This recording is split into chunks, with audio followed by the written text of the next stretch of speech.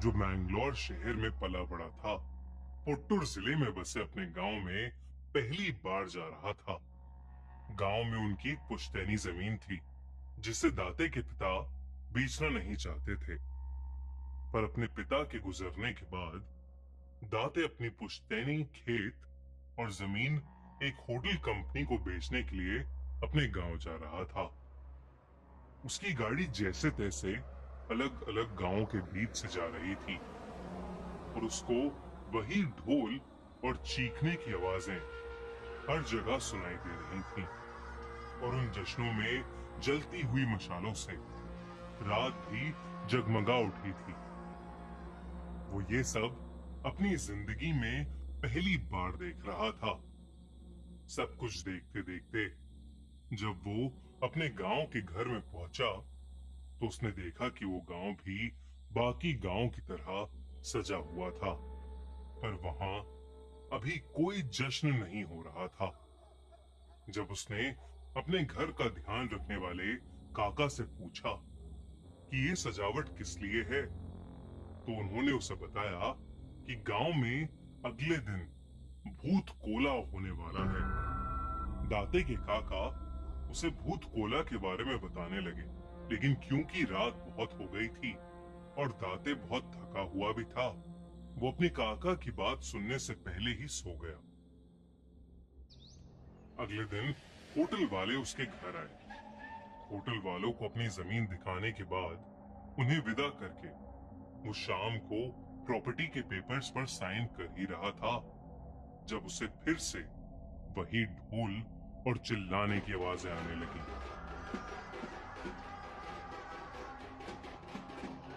दाते ने जब अपने कमरे की खिड़की से बाहर देखा, तो उसे कुछ अजब सा ही माहौल दिखा।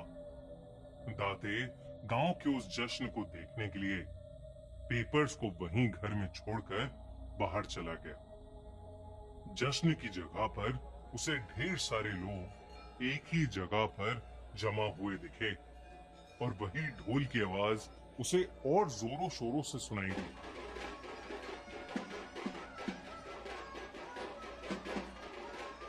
दाते वहां जाकर चुपचाप भीड़ में पीछे खड़ा सब देख रहा था, जब उसे दिखा कि रंग बिरंगे कपड़ों में एक आदमी उसकी तरफ पीठ करे भीड़ के बीचों बीच कांप रहा था और एक अजीब सा डांस कर रहा था। और सब लोग उसी के सामने हाथ जोड़े उससे अलग अलग चीजें पूछ रहे थे। इससे पहले दाते कुछ समझ पाता, उस आदमी ने अचानक नाचना बंद कर दिया और वो भीड़ को चीरता हुआ दौड़कर दाते की तरफ आया और उसे घूरने लगा। दाते उस आदमी को इतनी पास से देखकर बुरी तरह घबरा गया। उस आदमी के पूरे मुंह पर पीला रंग था और उसके शरीर पर ढेर सारे गहने और सर के ऊपर एक जंगली सुअर का मुखौटा था, जो उस आदमी को और भी ज्यादा अजीब बना रहा था। वो आदमी कई देर तक दाते को घूरने के बाद एकदम से चिल्लाया, इतनी तेज कि दाते की रूह कांप उठी। वो आदमी दाते पर चिल्लाने के बाद वहां से कहीं जंगल की तरफ भाग गया। ये देखकर सब गांव वाले दाते की तरफ मुड़े और सबके चेहरे पर उसे एक अजीब सा डर दिखाई देने लगा था। सब लोग दाते को चेतावनी देने लगे कि उसके साथ कुछ बुरा होने वाला है और उसे अब अपना हर एक कदम संभाल कर उठाना चाहिए। दाते इस सब को गांव वालों की बकवास और अंधविश्वास समझकर हंसने लगा और वापस अपने घर चला गया। दाते अपने घर पहुंचा ही था कि उसके काका उसके पीछे भागते हुए घर आकर घबराए हुए उसे सब समझाने लगे। उन्होंने उससे कहा कि जो उस पर आकर चिल्लाए थे वो दरअसल पंजूरी देव थे, जो गांव वालों और गांव वालों की जमीन की सुरक्षा करते हैं और गांव वालों को सभी दिक्कतों से बचाते हैं। वो हर साल भूत कोला के समय आते हैं और लोगों की सारी समस्याओं को हल करते हैं। और उन्हीं के आने की खुशी में हर साल ये जश्न मनाया जाता है। दाते के काका ने उसे बताया कि पंजूरी देव का दाते पर ऐसे चिल्लाने का मतलब यही था कि जो जमीन दाते बेच रहा था, पंजूरी देव उसको बेचने के खिलाफ था। दाते इन सब को सुनकर और जोर से हंसने लगा। उसके काका उसे समझाने लगे कि अगर उसने पंजूरी देव की बात नहीं मानी तो उसकी जान को खतरा भी हो सकता है। इस पर दाते अपने कमरे में पड़े हुए प्रॉपर्टी के पेपर्स को लाकर उन्हें साइन कर हंसता हुआ सोने चला गया। उस रात दाते आराम की नींद सो रहा था जब देर रात को उसकी नींद एक आवाज से खुली। जब उसने ध्यान से उस आवाज को सुना तो वो आवाज ठीक वैसी ही थी जैसे उसे शाम को भूत कोला में सुनाई दी थी, पर इस बार वो किसी के रोने की आवाज थी।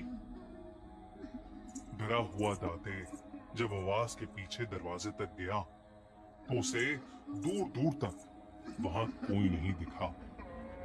पर तभी एकदम से हवा में एक तेज चिंगारी आई और अचानक से पंजूरी देव उसके सामने आकर जोरों से चिल्लाने लगे। ये देखकर दाते के पसीने छूट गए और दाते बिना कुछ सोचे समझे अपनी गाड़ी में बैठकर उस गांव से निकलने लगा। दाते गाड़ी चलाता चलाता जंगल वाले रास्ते तक पहुंचा ही था कि तभी उसको कुछ दिखा जो देखकर वो सुन्न पड़ गया। अचानक से सोने के दांतों वाला और सोने का हार और मुकुट पहना हुआ एक जंगली सुअर उसकी गाड़ी के ठीक सामने आ गया।